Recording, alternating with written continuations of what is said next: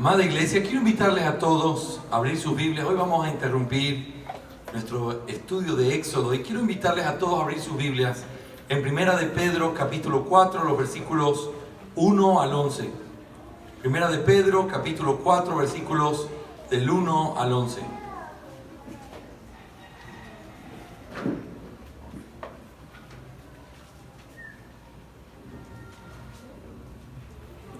Primera de Pedro, capítulo 4, los versículos 1 al 11. Vamos a esperar que toda la iglesia esté ahí para que podamos leer juntos este pasaje, yo en voz alta y ustedes siguiéndome con su lectura silenciosa de este texto.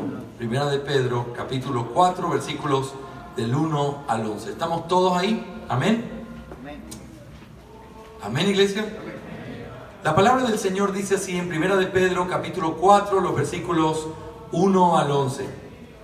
Puesto que Cristo ha padecido por nosotros en la carne, vosotros también armaos del mismo pensamiento, pues quien ha padecido en la carne terminó con el pecado, para no vivir el tiempo que resta en la carne conforme a las concupiscencias de los hombres, sino conforme a la voluntad de Dios. Baste ya el tiempo pasado para haber hecho lo que agrada a los gentiles, andando en lascivias, concupiscencia, embriagueces, orgías, disipación y abominables idolatrías. A esto les parece cosa extraña que vosotros no corráis con ellos en el mismo desenfreno de disolución y os ultrajan. Pero ellos darán cuenta al que está preparado para juzgar a los vivos y a los muertos, porque por esto también ha sido predicado el evangelio a los muertos, para que sean juzgados en carne según los hombres que viven en espíritu según Dios. Mas el fin de todas las cosas se acerca. Sed pues sobrios y velad en oración. Y ante todo, tened entre vosotros ferviente amor, porque el amor cubrirá multitud de pecados. Hospedaos los unos a los otros sin murmuraciones. Cada uno según el don que ha recibido ministra a los otros, como buenos administradores de la multiforme gracia de Dios. Si alguno habla, hable conforme a las palabras de Dios. Si alguno ministra, ministre conforme al poder que Dios da, para que en todo sea Dios glorificado por Jesucristo, a quien pertenecen la gloria y el imperio por los siglos de los siglos. Amén. Quiero invitarles a que todos podamos ir al Señor una vez más en oración, pidiéndole que en su gracia Él pueda enseñarnos, exhortar nuestro corazón a través de este texto. Les invito a todos a inclinar su cabeza y cerrar sus ojos con reverencia al Señor. Vamos a orar. Señor, gracias porque nos permites en este precioso día del Señor, nos permites abrir tu palabra, nos permites meditar en ella. Señor, queremos seguirte adorando como lo hemos hecho en este culto, pero ahora a través de una predicación fiel a tu palabra y también a través de una audición fiel a la misma. Te pido, Señor, que nuestros corazones intencionalmente quieran alimentarse de tu verdad. Dame sabiduría a pesar de lo que soy, para que tu palabra sea predicada con verdad. Y te pido por la iglesia y por cada uno de los que está hoy con nosotros, Señor, intercede a favor de ellos, para que tu Santo Espíritu nos diga lo que tenemos que decir y nos permita guardar en nuestro corazón tu verdad, la verdad de tu palabra. Sosténnos, dirígenos, cuídanos, enséñanos a poder amarte más. Te lo suplicamos en esta mañana en el nombre de Cristo Jesús. Amén y amén. Mis hermanos queridos, la verdad es que yo no sé mucho de carros y no tengo una comprensión muy profunda, pero supongo que hay muchos que sí. Hay personas que son capaces de identificar un carro estando de noche y simplemente a través de ver las luces en el retrovisor saben qué carro es y la marca que es y en qué año lo fabricaron y por qué hay solamente cierta cantidad de esos carros, etcétera, etcétera. Bueno, si usted me pregunta a mí, yo no soy la persona más indicada para decirle. Pero quiero que piense conmigo en esta mañana. Imagínese un carro que está conformado por partes que son lujosas. Mire, cuando uno va a Cuba, hay ciertamente cosas que son muy tristes cuando uno va, pero hay algo que han conservado en la parte de La Habana, partes muy pequeñas, pero son muy turísticas. Y lo que uno ve cuando va ahí son esos carros antiguos que aparecen en muchas fotos. Cuando usted ve esos carros han sido conformados de diferentes partes y son carros que los mantienen intactos hasta el día de hoy. Pero yo quiero que se imagine un carro de esos, lujoso por fuera, precioso su color, se ve que no tiene ninguna mancha ni arruga, nadie lo ha chocado, nadie lo ha raspado. Imagínese ese carro conmigo. Luego usted abre la puerta lujosa de ese carro y dentro de ese carro usted ve un tapiz de cuero precioso hecho de una manera pero especial. Usted se da cuenta que está ante un tapiz que es de otro nivel. Luego usted se agacha y mira las llantas que tiene y los aros que tiene ese carro y usted dice: este carro es lo mejor que he visto. Pero quiero que se imagine ese carro sin motor. Imagínese ese carro sin motor. Yo le hago una pregunta: ¿a dónde lo podría llevar ese carro lujosísimo con unas llantas tan importantes y esos aros tan de moda? ¿A dónde lo puede llevar si no tiene motor? A ningún lado. No importa qué precioso se vea, no importa si sus partes son preciosas, si ese carro no tiene motor, ese carro no se puede mover a ningún lado. Bueno, en esta mañana yo quisiera meditar con ustedes en este texto, tomado desde esa perspectiva con respecto a lo que el amor significa para la iglesia. Mis hermanos, quiero llamar su atención a algo bien importante. Yo sé que hablar del amor no es algo que es nuevo o que tiene que ver con conceptos que quizás nosotros no los conozcamos. Pero quiero decir algo. En este texto evidentemente hay una claridad que el apóstol Pedro está haciendo con respecto al amor que nosotros debemos prestarle atención en esta mañana. Así que antes de poder mirar los 4 puntos que quiero compartir con ustedes tocando este texto y específicamente el versículo 8 al 11, yo quiero pedirle que usted piense conmigo y recuerde algunos conceptos que son básicos y que son importantes para nosotros. Mis hermanos, una iglesia no está constituida simplemente por un pastor y un templo al cual la gente puede ir. Oh, esa es mi iglesia, como que si se estuviera refiriendo a un edificio o a un pastor. La iglesia está constituida por las personas que forman esa iglesia. Y por eso en esta ilustración que le di, las partes de un carro son asimismo las partes que constituyen una iglesia, cada una de las personas que se congrega y son parte de una iglesia. Pero hay algo que tiene que mover esas partes preciosas a la acción, y eso es lo que tiene que ver con el amor. Sin perder mucho más tiempo en eso, yo quiero que usted me permita explicar estos textos, específicamente del versículo 8 al 11, analizando la verdad importante de cómo el amor es el motor que mueve la iglesia.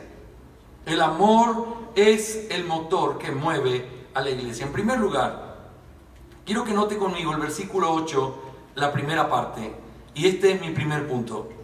El amor es el elemento indispensable dentro de una iglesia. El amor es el elemento indispensable dentro de una iglesia. Fíjese a Pedro diciendo esto: y ante todo, ¿qué dice, amada iglesia? Tened entre vosotros ferviente amor. Y ante todo, tened entre vosotros ferviente amor. Ahora, es evidente una realidad clave aquí. Esa expresión "y ante todo" que Pedro está utilizando para hablar del amor muestra la importancia suprema que tiene el amor. Y ante todo, yo quiero que usted piense conmigo en el contexto que acabamos de leer. Ponga sus ojitos, por favor, en el versículo 1 y mire conmigo el contexto inmediato de este pasaje. ¿De qué está hablando el pasaje? ¿Dónde se encuentra este texto en la palabra que Pedro nos está escribiendo? En primer lugar, en el versículo 1, Pedro dice que por causa del ejemplo de Cristo, nosotros debemos pensar como Él en lo que respecta al pecado. Luego en el versículo 2 dice que hay una urgencia de que nosotros vivamos correctamente porque Cristo ha vencido el pecado y nosotros tenemos que seguir su ejemplo. Luego en el versículo 3, Él habla de lo que nosotros hacíamos en nuestra antigua vida cuando, como gentiles, hablando de nuestro corazón en el tiempo en que estábamos sin Dios, cómo vivíamos. Y aquí se muestra la lascivia y el pecado que hay por causa de eso. En el versículo 4 nos habla de cuál es la actitud de los gentiles o las personas que están en el mundo cuando nos ven a nosotros tratando de vivir bien para el Señor. Ahora, en el versículo 5 y 6, Pedro nos recuerda que va a haber un juicio a los gentiles o a las personas del mundo por causa de sus obras y por causa de haber rechazado el Evangelio. En el versículo 7, que es el contexto inmediato, nos llama la atención y nos dice que tenemos que ser sobrios y velar. Pero esta es la pregunta, ¿por qué? Pedro dice, porque ese día se acerca. Yo quiero todos que presten mucha atención a esto que voy a decir ahora. Amada iglesia, Pedro está hablando en esta carta, y especialmente Pedro nos presenta y aporta cosas muy importantes a lo que tiene que ver con el juicio de Dios, el entendimiento de los últimos días. Pero en este pasaje, Pedro está hablando de esa realidad. Hermanos, no podemos seguir viviendo iguales. Hermanos, así vivíamos en el mundo. Nos vuelve a repetir la verdad del cristianismo. Amada iglesia, un cristiano bíblico, un cristiano verdadero, tiene una vida que está completamente contrastada con el mundo. Alguien que se llama cristiano y vive como el mundo no puede ser un cristiano. Y eso es el principio que Pedro está enfatizando aquí. Antes ustedes vivían así, antes en la lascivia, antes en su pecado, pero ahora ustedes ya no viven así. Y la razón principal por la que Pedro da que nosotros no vivimos así ya es por causa de lo que Cristo hizo. Cristo venció el pecado, Cristo le dio otro sentido a nuestra vida. Vivir en el pecado es simplemente decir con nuestros labios y con nuestra vida que lo que Cristo hizo en la cruz no tiene ningún valor para nosotros. Vivir como el mundo significa que Cristo haya venido no tiene ninguna importancia en nuestra vida. Por eso Pedro dice que por causa de que Él vino y triunfó, nuestra perspectiva con respecto al pecado es completamente distinta. Nosotros ya no vivimos como los gentiles. Y luego Pedro hace mención de dos cosas claves con respecto a los gentiles. La presión que los gentiles hacen a los creyentes por no vivir o no seguir la corriente de lo que ellos hacen. El mundo nos presiona. Quiero que piense con cuidado lo que estoy diciendo. Si alguno de nosotros puede sentir tranquilidad de caminar en el mundo y no siente presiones del mundo, es porque no entiende nada del cristianismo. Un cristianismo bíblico te lleva a entender que nosotros estamos en oposición al mundo. Que lo que el mundo hace es todo el tiempo perseguirnos en un sentido porque nosotros no participamos de sus obras. Mis hermanos, el mundo no persigue a sus amigos. El mundo no persigue a los que están con ellos. El mundo no persigue a los que piensan como ellos. El mundo persigue a los que no son como ellos. Y por eso Pedro está enfatizando, mis hermanos, yo sé lo que ustedes están sufriendo, yo sé lo que ustedes viven, yo sé que ahora, por causa de que ustedes conocen a Cristo, ustedes ya no viven igual, y como resultado de eso, el mundo los persigue. Ahora, todo esto yo quiero que usted lo ponga en su mente como el contexto de lo que Pedro dice, pero ante todo, ámense los unos a los otros fervientemente. ¿Sabe qué es lo que eso significa? Lo que está diciendo Pedro aquí está enfocando que el amor no solamente es un elemento indispensable en la iglesia, sino que es lo más importante que la iglesia debe buscar. ¿Usted ha estado alguna vez en un juego donde usted no entiende cuál es la meta del juego? No sé cuál es, y está moviéndose y hace cosas, pero usted no sabe cuál es la meta. Bueno, muchas iglesias viven así. Muchos cristianos viven así, haciendo cosas, estando involucrados en cosas, tratando de hacer cosas, olvidándose de una verdad. Pedro enfatiza la importancia del amor. No solo el amor es indispensable, es lo más importante. Por eso este texto empieza diciendo, y ante todo,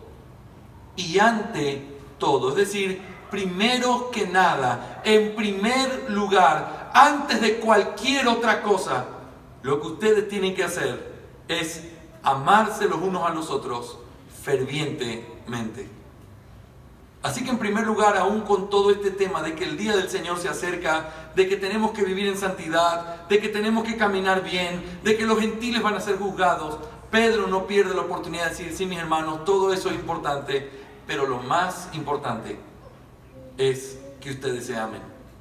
Pero hay una segunda cosa dentro de este concepto de lo indispensable que es el amor.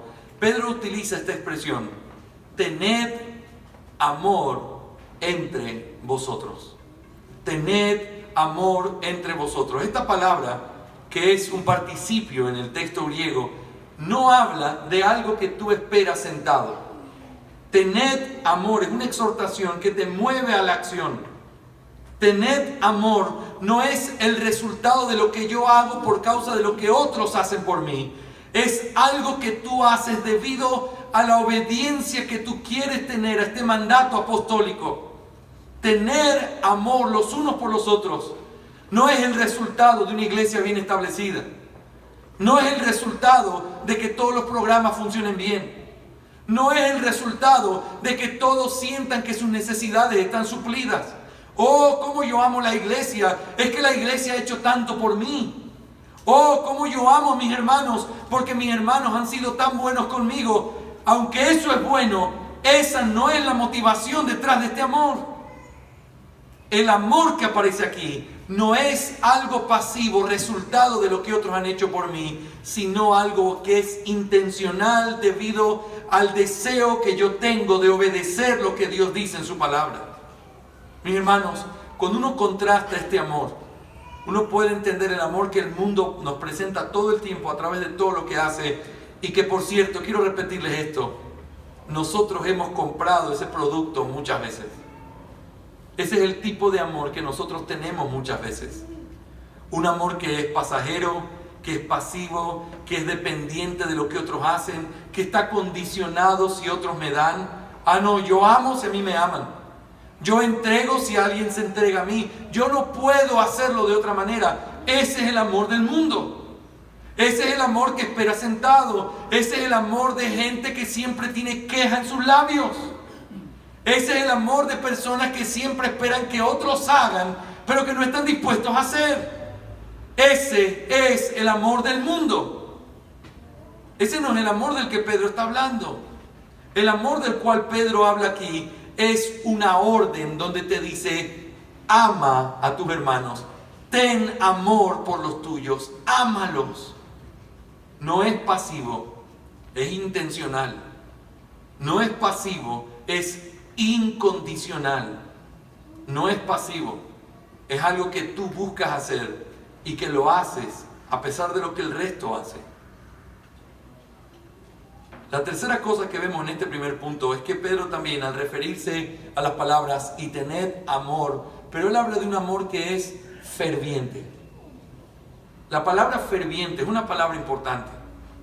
La palabra ferviente está conectada en el Nuevo Testamento con diferentes situaciones, pero especialmente aparece en situaciones relacionadas con la oración.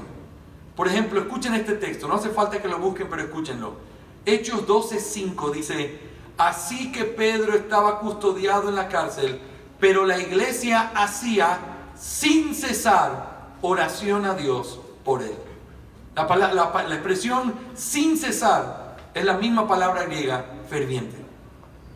Y entonces podemos tener una idea, ¿cómo la iglesia oraba? Pedro estaba preso, estaba la iglesia en una especie de zozobra, estaban preocupados, uno de los apóstoles estaba preso y lo podían juzgar para matarlo, habían matado ya al Señor. Y entonces la iglesia se encuentra orando por Pedro, y la pregunta es esta: ¿y cómo era el tipo de oración que la iglesia hacía? El texto dice: sin cesar, sin cesar, constante, ferviente, es la palabra que también se traduce aquí. En Lucas 22:44, hablando del Señor estando en agonía, dice: y estando en agonía oraba más intensamente, y era su sudor como grandes gotas de sangre que caían hacia la tierra. El Señor estaba en Getsemaní, estaba en agonía, estaba literalmente muriendo internamente por causa de la obra que iba a hacer. ¿Y qué es lo que él hizo? El texto dice: y oraba. ¿Pero cómo oraba? ¿Cómo era su oración? Piense conmigo por un momento. Está en la agonía, hay unas horas antes de ir a la cruz. La cosa está difícil. Él sabía que él vino para esa hora, pero en su humanidad él está diciendo: si es posible, pasa de mí esta copa. Él no está con una tranquilidad, él no está pasivo, él está angustiado en su alma, tiene agonía. Y entonces comienza a orar: ¿Y cómo oraba? Para nosotros es muy importante, porque dice que oraba más intensamente, oraba más fervientemente. La pregunta es esta: ¿cómo debe ser entonces, al entender esa palabra ferviente, cómo debe ser el amor entre los creyentes dentro de la iglesia? Ese amor que Pedro está diciendo que es el elemento indispensable de la iglesia. ¿Cómo debe ser? Debe ser un amor que intencionalmente se da a otros, pero es un amor que se entrega de una manera ferviente, constante, decididamente, sin cesar a otros. Ese es el concepto detrás del amor. Es un concepto clave, es un concepto importante, no es un concepto que tenemos el derecho de poder interpretarlo como queremos. Es un concepto que está claramente marcado por los límites de la Escritura. El amor que Dios pide de ti en la iglesia, el amor que Dios pide de nosotros como creyentes, no es cualquier tipo de amor. Es lo más importante, es algo que se hace de manera intencional, pero es algo que en su intensidad es ferviente, es constante y no para. Podemos pensar por un momento en cómo se ve una iglesia cuando la gente y los hermanos se aman de esa manera. Pastor, todo bien, pero yo ya con ese hermano yo no, porque yo ya lo he perdonado tantas veces y él siempre hace lo mismo. El texto vuelve a repetirnos: el amor tiene que ser constante, intencional. Es lo más importante que tenemos. Me hubiera encantado que Pedro diga: y puesto que el día del Señor se acerca y que los gentiles van a ser juzgados, ustedes encierren en sus oficinas y comiencen a estudiar más el texto bíblico y comiencen a profundizar en más verdades, porque el día se acerca. Eso es parte de otra exhortación, pero no es la exhortación aquí. Puesto que aquel día se acerca, puesto que las cosas van a ser así, puesto que el mundo va a ser juzgado, ámense entre ustedes. Y ámense de manera ferviente, no es cualquier tipo de amor. Ámense de manera intencional, no espere ser amado. Ama de la manera que Dios lo pide en su palabra, y eso es lo primero que tiene que estar claro en nuestra mente al mirar este texto. Pero en segundo lugar, quiero que mire conmigo la segunda parte del versículo 8. Porque el amor cubrirá multitud de pecados. El amor cubrirá multitud de pecados. ¿Sabe? El amor no es solamente el elemento indispensable en la iglesia, sino que el amor es el elemento que nos mantiene amándonos y sirviéndonos los unos a los otros. Si uno le quita amor a la iglesia, a una iglesia que está funcionando, que está sirviéndose los unos a los otros, si usted le quita el amor, piense en un motor al que usted le quita el aceite. Piense en un carro que andando el motor se cae y se destruye por la mitad. No se puede ir a ningún lado.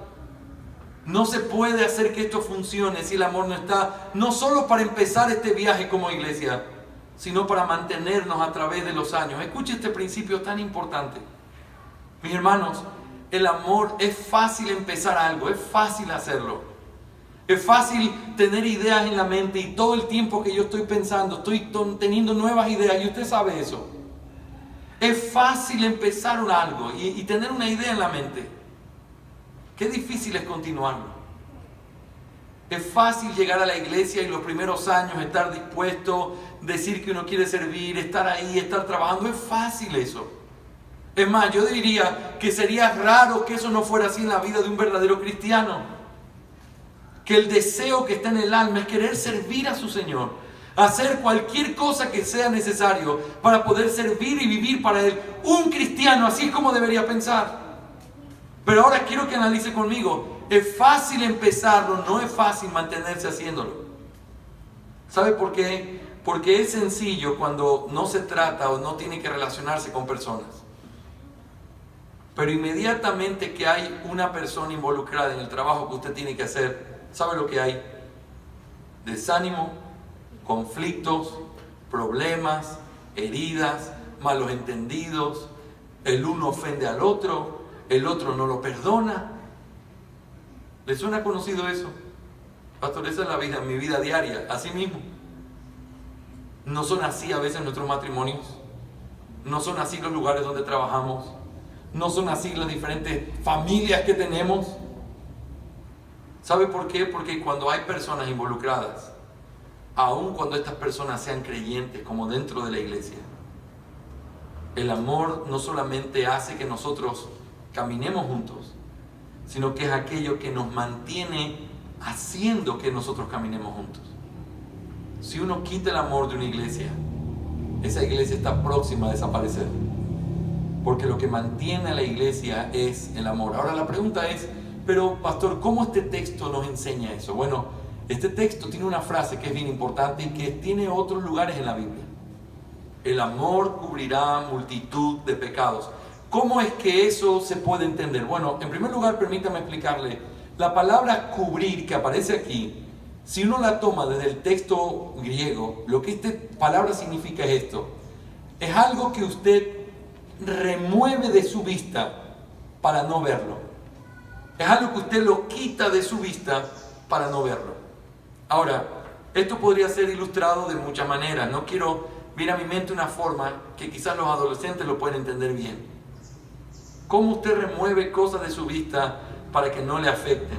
Usted agarra la ropa sucia, la tira todo dentro de debajo de la cama o la mete en un closet, cierra la puerta, ya no la ve. Bueno, la idea de cubrir es eso. Por cierto, muchachos, no hagan eso. Pero la idea de cubrir es eso, es intencionalmente tomar algo y quitarlo de delante de tus ojos para que no te afecte mientras tú caminas. Ahora, este texto es citado, por ejemplo, en el Proverbio 10:12, es donde aparece por primera vez y dice, el odio despierta rencillas, pero el amor cubrirá todas las faltas. Santiago 5:20 repite, sepa que el que haga volver al pecador del error de su camino, salvará de muerte su alma y cubrirá multitud de pecados. Esta expresión es conocida en la Biblia. La pregunta es, ¿qué significa? Ahora, quiero decirle en primer lugar lo que no significa. Esto no significa que Pedro nos está mandando a que en la iglesia nosotros no veamos los pecados de otras personas. No hay una manera más vil de vivir uno con otro que sabiendo que hay cosas que están mal en tu vida o que están mal en mi vida, que hay cosas que pudieran hacernos daño, hacerle daño a nuestra familia y simplemente cerrar la boca diciendo, es que yo no quiero tener problemas con esa persona. Es que yo no quiero tener esta conversación que no es agradable. Es que yo no quiero tener que hablar de esos temas porque es tan desagradable. Prefiero hablar de cosas más superficiales y estar todo el tiempo contento. No quiero ponerme serio. No hay una manera más vil de tratar a un hermano que esa. No podría pensar de alguien que pudiera amarme menos que alguien que supiera que estoy haciendo algo mal y no me lo diga, esperando que yo reciba las propias consecuencias de mis pecados. No, yo quisiera que me amen corrigiéndome a tiempo para no tener que ver la consecuencia de mi pecado. Es el mismo principio que se aplica en la crianza de los hijos. ¿Por qué tenemos que castigarlos físicamente? ¿Por qué tenemos que ser firmes y enseñarles que hay autoridad? Por un solo principio. Porque no queremos que cosechen lo que hay en el árbol de la desobediencia. Porque el hijo que no aprende a obedecer a sus padres en el hogar, mañana va a tener que aprender con golpes y dolores que uno no puede hacer lo que uno quiere. Que siempre tiene que aprender a someterse. Y que siempre hay autoridades sobre nosotros. ¿Por qué un padre debe corregir a sus hijos? Porque un padre, por el amor que siente por sus hijos, no quiere que ellos cosechen el camino por el que ellos están comenzando a sembrar. Por eso, de ninguna manera este texto puede significar, en la iglesia ustedes no tienen que quitar, cubrirse los pecados entre ustedes, tienen que quitar de la vista sus pecados, tienen que no decirse lo que está mal. Mi hermano, eso sería una contradicción bíblica. La Biblia en tantos lugares nos repite, exhórtense, anímense, aliéntense, edifíquense los unos a los otros. Y es imposible edificar sin decir la verdad. Es imposible amarnos sin corregirnos el uno al otro. La iglesia, y usted ya sabe ese principio, no se trata de gente que dice, yo vengo a la iglesia, pero a mí no me digan nada. Porque quien tiene una actitud así, realmente no entiende lo que es ser un cristiano. Hermanos, es una bendición ser parte de una iglesia donde yo me debo a otras personas que me corrigen en aquellas cosas que yo hago mal, porque no quieren que yo coseche el fruto de mi pecado. Así que en primer lugar, este texto no significa, y esa frase no significa que no nos marquemos o no digamos cuáles son nuestros pecados o lo que está mal. Todo lo contrario, la Biblia nos manda exhortarnos y ayudarnos unos a otros. Y entonces la pregunta es, pero entonces, ¿cómo entendemos esa expresión? Cuando la Biblia usa esa expresión, ¿a qué se refiere? Bueno, en primer lugar, tenemos que entender que para entenderla bien, necesitamos dos conceptos claves. Y el primer concepto es este. Pedro está hablando aquí hacia los hermanos a que se amen unos a otros. Por lo tanto, el cubrir los pecados el uno del otro tiene que ver con una actitud y una intención que surge de un hermano hacia otro. No es un tema pasivo, es una actitud y una decisión que un creyente toma. ¿Pero en qué consiste? Consiste en poner esos pecados a un lado, después de haberlos exhortado, después de haber dicho, después de saber cuáles son sus males. Ponerlos a un lado y seguir buscando ser de bendición para esa persona. Le voy a decir una cosa. ¿Le ha tocado perdonar a algún hermano en Cristo? ¿Le ha tocado perdonar por alguna forma en la que lo trató, lo miró, le habló? ¿O le ha tocado perdonar a alguien, aun cuando no le ha ofendido, porque simplemente esa persona tiene una forma de ser que no es agradable? Que no provoca en mí lo mejor. Cuando le voy a decir una cosa. A esas personas, las que alguna vez nos han herido, o las que alguna vez hicieron algo, o que tienen una forma de ser que no nos agrada tanto, uno normalmente cuando los ve, los mira, y sus pecados son evidentes delante de nuestros ojos. Y decimos, yo amo a ese hermano, pero lo amo lejos. Y lo amo sin querer estar cerca de él, y lo amo sin querer involucrarme en su vida, y lo amo desde allá, porque yo lo amo, es mi hermano en Cristo, pero no me pida que me involucre en su vida. Mis hermanos, a eso se refiere este texto. Puedes y tienes que, así como yo tengo que, aprender a tomar esos pecados y ponerlos a un lado, de manera que después de haberlo exhortado, enseñado, dicho, o cosas que quizás él hizo o me ofendieron, son puestas a un lado de manera que mi amor por esa persona no se detiene, no para, no se limita, no lo hago a la distancia. No, tú ya me ofendiste muchas veces, yo no quiero saber nada contigo. Y entonces inmediatamente cuando uno ve a esa persona, uno lo ve con estas letras, el ofensor. Y es precisamente eso lo que tiene que ser quitado de ahí. Esas etiquetas que nosotros nos ponemos unos a otros. Oh, ahí viene el que siempre habla sin que se le pregunte. Oh, ahí viene el chismoso. Oh, ahí viene el ofensivo. Ahí viene el que se ofende. Ahí viene el resentido. Cuando uno aprende a mirarse de esa manera, que por cierto, eso es tan humano y tan nuestro que sería mentirnos decir que nosotros no somos así. Cuando nosotros vivimos de esa manera, esa etiqueta es el pecado que tú ves de tu hermano y lo ves tan claramente que ese pecado desanima el hecho de que tú quieras estar cerca de él. Pero la Biblia nos manda aquí a tener que poner a un lado ese pecado y poder tener una relación directa con esa persona, ferviente, constante, de una manera intencional, sin importar cuál es la etiqueta que le hayas puesto. Tienes que quitársela y tienes que aprender a amarlo cubriendo sus pecados.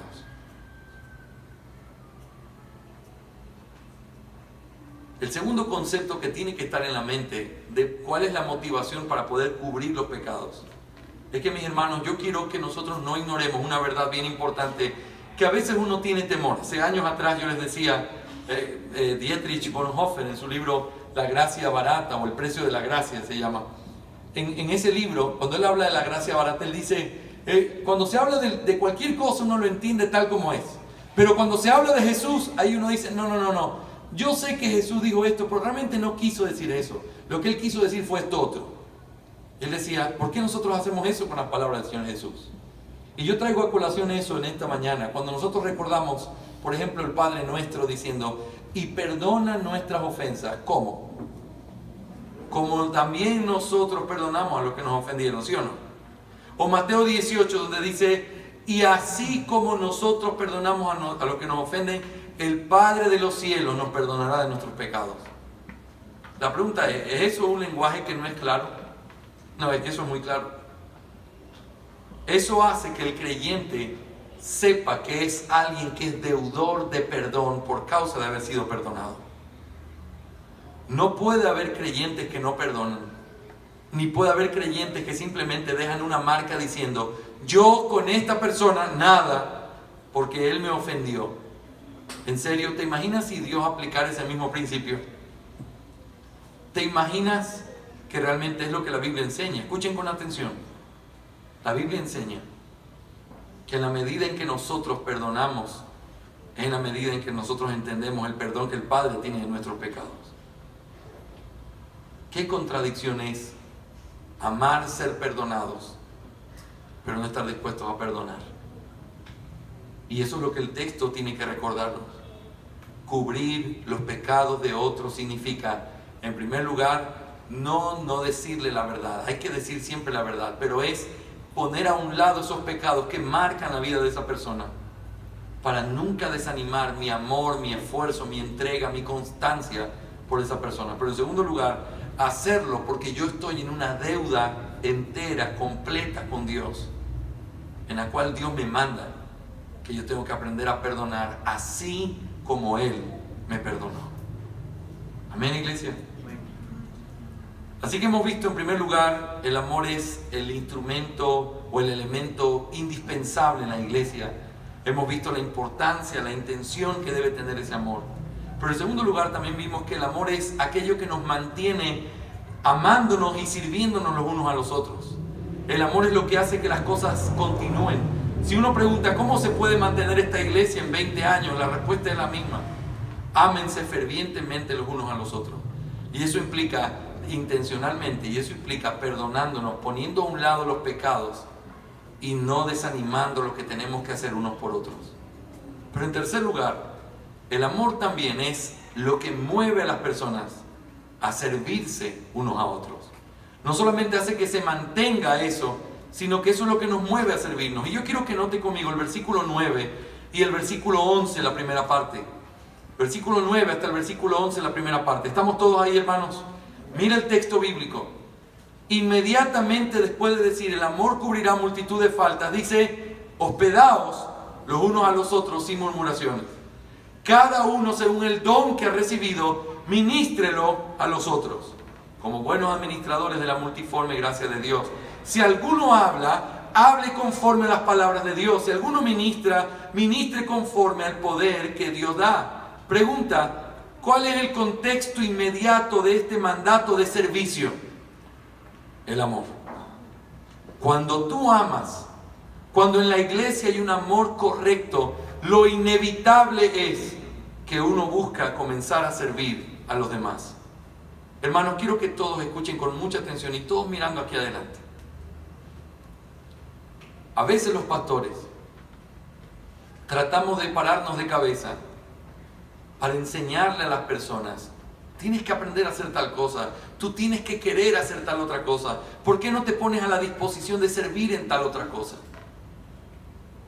Naturalmente lo que viene de nuestro corazón es un corazón egoísta. Mis hermanos, como creyentes nosotros llegamos a la iglesia con un egoísmo tan grande que claro que estamos dispuestos a ayudar en lo que yo quiero, que claro que quiero ser parte y trabajar cuando yo quiero, pero ese no es lo que la Biblia está mencionando aquí. La Biblia está mencionando aquí el amor como un contexto de algo que te lleva a servir a los demás. ¿Sabes por qué uno quiere preocuparse por otros? No porque es una regla que hay que seguir, no porque es un tema que hay que hacer simplemente. Es porque cuando tú amas a otro, tú no puedes vivir de otra manera. Alguien te obliga a ti a llamar a tu mamá o a tu papá o a tu hermano que amas y que te preocupas por él. ¿Te obligan a hacer eso? No, porque es un resultado inevitable. El amor es lo que trae como resultado inevitable el servicio que nosotros tenemos los unos a los otros. El amor es lo que nos mueve a servirnos verdaderamente.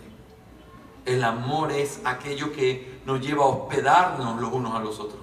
El amor es lo que nos lleva a ministrar el uno al otro lo que hemos recibido de parte de Dios. Esto no es una imposición humana. Es un resultado inevitable que viene producto de lo que Dios hace en nosotros, poniendo amor por nosotros en base a su gracia en Jesucristo. Así que mis hermanos, esta conexión entre amor y servicio uno la puede encontrar en muchos lugares en el Nuevo Testamento. Lo hemos visto y ustedes saben que uno de los pasajes que más hemos estudiado, sobre todo en los últimos 2 años, es Efesios capítulo 4. Lo hemos mirado en diferentes ocasiones, por diferentes razones. Y cuando hemos analizado este pasaje, siempre vemos el mismo principio. Primero mortifica tu carne, está en comunión con el Señor, busca al Señor y después sírvanse el uno al otro, perdónense el uno al otro, ministrense el uno al otro. Es inevitable esa conexión. Es una conexión que es el resultado de la obra de Dios en la vida de un creyente. Mis hermanos, en la iglesia de Cristo, el servir es un honor que nosotros recibimos. No por una imposición de hombres o una regla que la iglesia tiene, sino como el resultado del amor que Dios ha puesto en nuestros corazones. Cuando uno ama verdaderamente a su hermano, uno quiere servirle. Mis hermanos, hay tantos jóvenes en esta iglesia que necesitan consejo. Sabemos, y hace unos días nos gozamos con la noticia de Germán, Isabelita, formalizando su noviazgo delante de los padres de ella y también delante de su iglesia. ¡Qué alegría saber eso! Pero la pregunta es esto: ¿ellos necesitan una guía? ¿Ellos necesitan ser amados? ¿Necesitan ser enseñados en cómo vivir conforme a lo que Dios espera? La respuesta es sí. La pregunta es esta: ¿y cómo van a ser guiados? ¿Y quién los va a guiar? La respuesta es: aquellos que los amen. Porque cuando tú amas, tú quieres que al otro le vaya bien. Hay tantos jóvenes en esta iglesia que necesitan ser guiados. Algunos crecieron sin sus padres, con una ausencia, y necesitan madurar en cosas. La pregunta es: ¿y quién va a ayudar y suplir esa parte? Alguien que ama. No es una imposición, es el resultado inevitable del elemento indispensable de la iglesia. Cuando hay amor, el servirnos unos a otros se convierte en una realidad que es movido por ese amor. El hospedarnos, el cuidarnos, el ayudarnos, el exhortarnos, el corregirnos, es movido por el amor. Así que el amor no solamente es lo indispensable, el amor no solamente nos mantiene juntos, el amor también nos mueve a servirnos. Pero en cuarto lugar y último, el amor es lo que trae como resultado la gloria de Cristo a través de nuestro servicio. Y quiero que mire el versículo 11, la segunda parte y final en esta mañana. Primera de Pedro 4:11, la segunda parte dice: para que en todo sea Dios glorificado por Jesucristo, a quien pertenecen la gloria y el imperio por los siglos de los siglos. Amén. Le hago una pregunta. Para que en todo sea Dios glorificado por Jesucristo. ¿Cuál es el contexto de ese para que en todo? Según este pasaje: servicio, amor, y antes de eso, Cristo viene por segunda vez. Por eso la iglesia tiene que amarse. Y como resultado de amarse, la iglesia se sirve a unos a los otros. Y como resultado de eso, dice, Dios es glorificado a través de Jesucristo. Mis hermanos, estas verdades tan importantes nos ayudan a mirar y tener la verdadera perspectiva de lo que es una iglesia. A veces uno se deja llevar, y tengo que confesar también yo, nos dejamos llevar por la cantidad numérica de personas que están en una iglesia, pensando, esa es una iglesia que está haciendo las cosas bien. O una cantidad de ministerios, esa es una iglesia que está haciendo las cosas bien. Te voy a decir una cosa: es fácil sentirse orgulloso de algo que tú no tienes nada que ver con eso.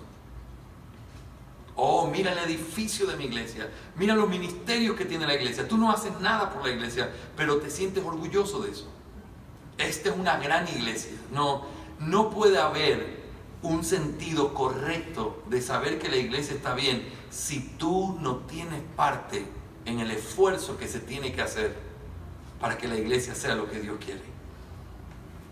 Mis hermanos, una iglesia no es la cantidad de personas que tiene, ni se mide su éxito en las ganancias económicas que tiene. Se mira a través de lo que Pedro llamó lo más importante: el amor. Y vuelvo a repetir, nunca en la Biblia el amor es dado sin un contexto para entender qué tipo de amor está hablando. Porque si nos dijeran el amor, lo que inevitablemente viene a nuestra mente es una idea de amor basado en lo que vemos en las películas, lo que escuchamos en el mundo, y entonces tenemos nuestra propia idea de amor. Pero el Señor nunca hizo eso. Cuando habla de amor, Él siempre te dice: así es el amor del que estoy hablando. Es un amor intencional, es un amor que tiene que ver con alguien que actúa, es un amor que no espera de otros, es un amor que es ferviente, es un amor que es lo más importante. Es un amor que te lleva a aprender a quitarle las etiquetas que le ponemos a la gente y ponerlas a un lado de manera que no las veas, para que nunca te desanimes en el servicio y el amor por ellos. Es un amor que te lleva, al final de cuentas, a servir a otros. De nada serviría ser una iglesia muy numerosa, donde solamente mi familia y otro más estuviera sirviendo, y que todos nos sintiéramos orgullosos de decir: oh, qué iglesia tan poderosa es esa. Si tú no estás involucrado en dar amor y hacer las cosas como Dios manda, esta no es una iglesia que glorifica al Señor como debe.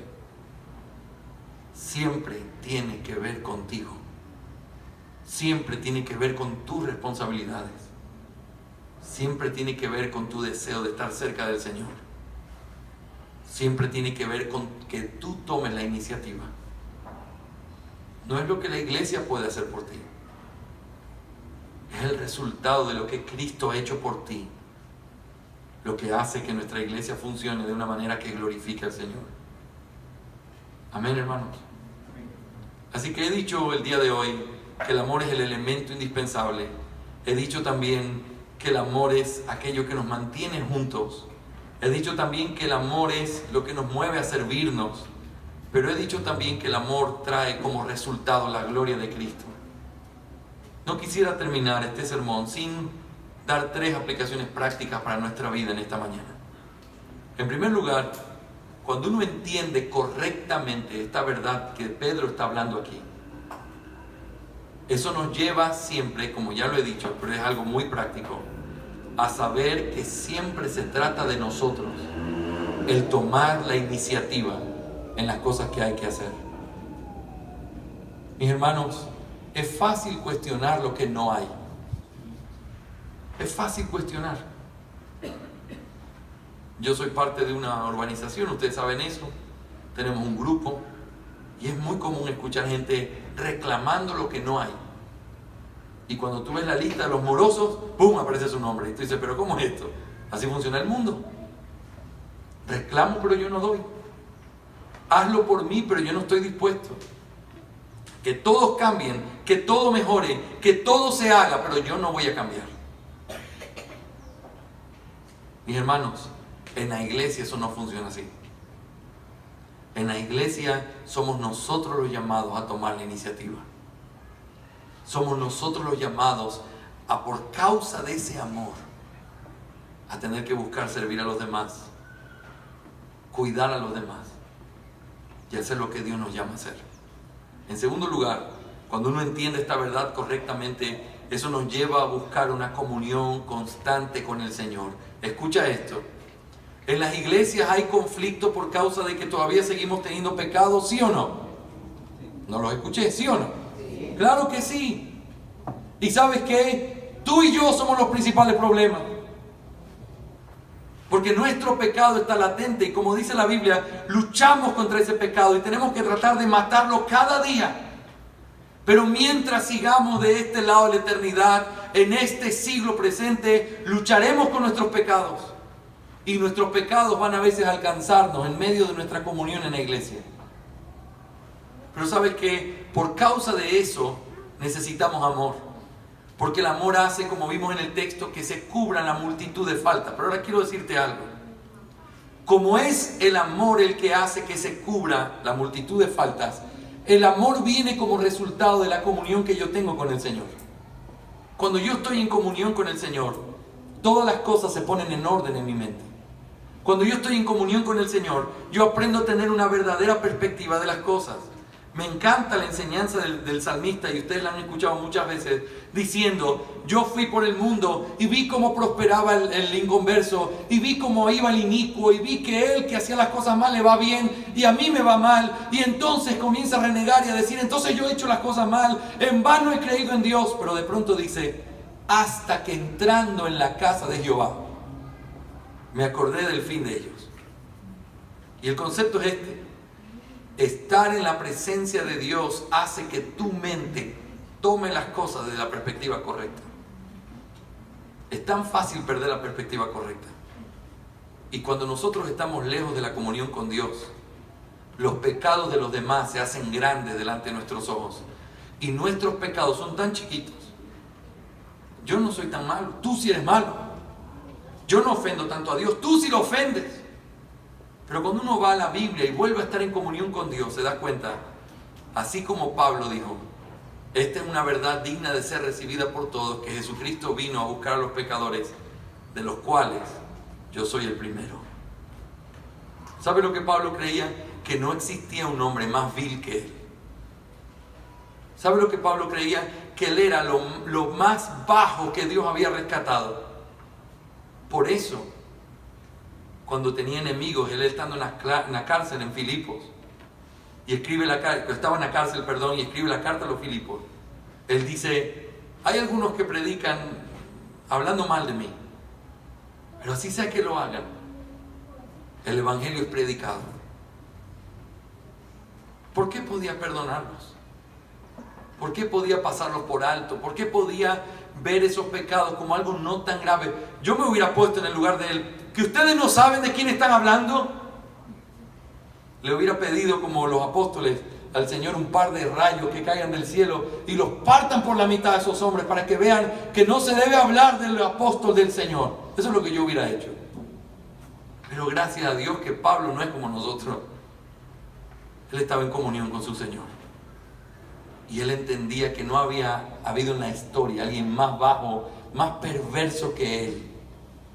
Y por eso cuando alguien hacía algo malo, él era capaz de perdonarlo, como diciendo: tú no sabes lo que yo he hecho. Lo que tú has hecho no es tan grave. Yo puedo perdonarte por eso. Cuando uno no está en comunión con el Señor, nuestros pecados comienzan a parecer que son tan chiquitos. Yo no soy tan malo, es esta iglesia la que no me entiende, es esta gente la que no me merece, es que yo hago las cosas de tal manera. Pero cuando uno comienza a pensar así, tienes que saber una cosa: estás lejos de tu comunión con Dios. Porque cuando uno está en comunión con Dios, se vuelve a acordar de lo que era, se vuelve a acordar de lo que Dios nos perdonó, y otra vez se pone en perspectiva. Y entonces dicen: oye, alguien habló mal de ti, y uno lo mira, ese pecado tan insignificante en comparación con lo que yo le hice a Cristo, y entonces vuelvo a estar en paz y puedo perdonar. Por eso, mis hermanos, el aprender esta verdad del amor cubre multitud de faltas nos vuelve a recordar la gran importancia que tiene para cada uno de los que son parte de esta iglesia el estar en comunión con el Señor. ¿De quién depende la espiritualidad de esta iglesia? El pastor cuando predica de tal manera. No, la espiritualidad descansa sobre cada uno de los bloques de esta iglesia, sobre cada una de las paredes que conforman esta iglesia, que son ustedes. Es mi responsabilidad, así como es la tuya, de estar en comunión con el Señor, para que la obra que Él empezó se continúe haciendo hasta que Él nos llame o Él regrese por segunda vez. Amén. En tercer lugar y último, esto también, cuando entendemos esta verdad, Esto nos lleva a tener una visión correcta del tipo de iglesia que Dios espera que seamos. ¿Cómo podríamos evaluar nuestra iglesia en esta mañana? Solamente podemos evaluarla de esta manera. ¿Nos amamos? ¿O nos hace falta tanto? Y la pregunta más importante para ti es, ¿estás amando como Pedro dice? Porque ni siquiera voy a rendir cuentas por la vida espiritual de mi esposa en el sentido personal. Ella tiene su propia comunión con el Señor. Pero hay una realidad. El Señor nos está hablando a cada uno de nosotros en particular. Y en esa pregunta es, ¿estamos realmente amando como el Señor nos manda, como lo más importante de todo? No importa lo que las personas cataloguen como éxito, o como hacer las cosas bien en el ministerio, o como tener una iglesia digna de alabanza. Si no hay amor, y si no hay amor que pueda ser expresado en la vida cotidiana de la iglesia local, entonces nada de lo que hagamos tiene valor. Si yo no puedo amar, ¿se acuerdan a Pablo? ¿De qué serviría que tire mi cuerpo para ser quemado? Si yo no puedo amar, ¿de qué serviría tener todos los dones espirituales? Si yo no puedo amar, ¿de qué me serviría saber todas las cosas? Lo único que permanece es el amor. Y ese es el principio que Pedro está también tratando aquí. Y es la forma en la que nosotros tenemos que evaluar nuestras vidas en esta mañana. ¿Estás amando como Dios quiere? No te pregunté si piensas que tu pastor no es tan justo. Ni te pregunté si piensas que tienes todas las opciones ministeriales. Ni te pregunté si otros te han amado. Lo que te pregunté es, ¿estás amando? Porque eso es lo que el texto nos enseña. Y en eso tenemos que meditar el día de hoy. Amén. Vamos a orar. Amado Señor, gracias por tu palabra. Señor, nos haces tanto bien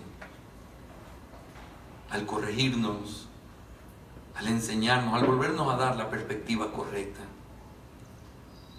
Señor, permítenos evaluar nuestras propias vidas a través de lo que hemos escuchado. No nos dejes ser oidores olvidadizos. Permítenos evaluar nuestra propia vida. ¿Qué importancia tiene el vivir en comunión dentro de la iglesia local? ¿Qué importancia tan grande tiene el aprender a medir nuestra vida espiritual a través de tus estándares? Señor, haznos conscientes y desnuda nuestra alma en esta mañana al considerar las cosas que no hacemos, la falta de amor que tenemos. Sigue incrementando nuestro amor unos por otros y sosténnos, te lo suplicamos.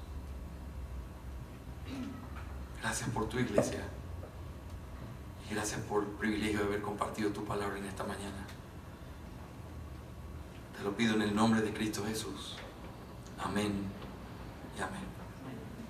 Amén. Mis hermanos queridos, vamos a terminar nuestro culto de adoración al Señor. Les invito a que para eso nos pongamos de pie y vamos a cantar al Señor la doxología. Quiero repetirles el por qué cantamos este himno. Este himno es un canto de adoración al Padre, al Hijo y al Espíritu Santo, como una respuesta